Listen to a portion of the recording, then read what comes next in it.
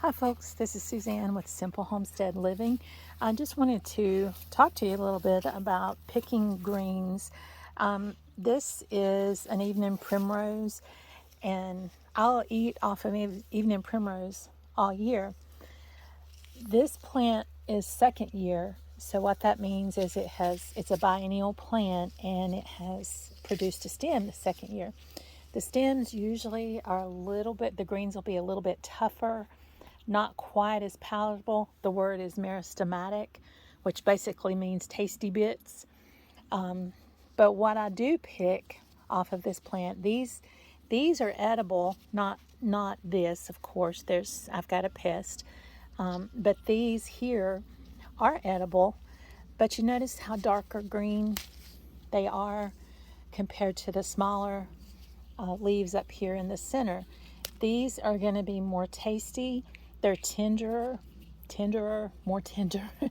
They're a little bit more juicy, and they're delicious. These can be put into a salad or steamed or cooked as a cooked green.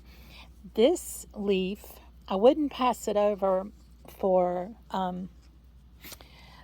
for drying or powdering for wintertime or soups, things like that.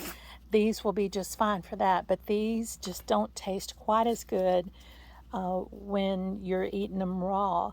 So look for the meristematic parts, which are usually a little bit lighter green. This is where I've already picked off this morning. This was completely had the light green leaves completely around it.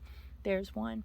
You can see the difference in the darker leaf and the light leaf. I'll go through and pick those lighter leaves.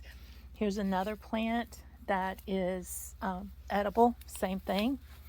These lighter leaves are a little bit more delicious, but I'll go through and pick these leaves. I'm in the process now because these plants are getting larger and therefore a little bit tougher. Now is when I start my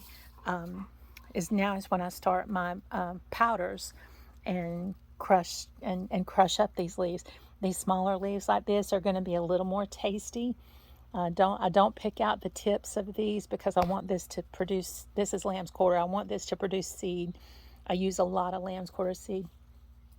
But these leaves I'll probably eat either raw or steamed, and then the larger leaves down here will be the ones I'll just do those separate, so that I can powder those.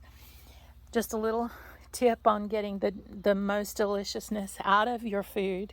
And there's some of my, that's the yellow dock that I'm about to harvest those seeds.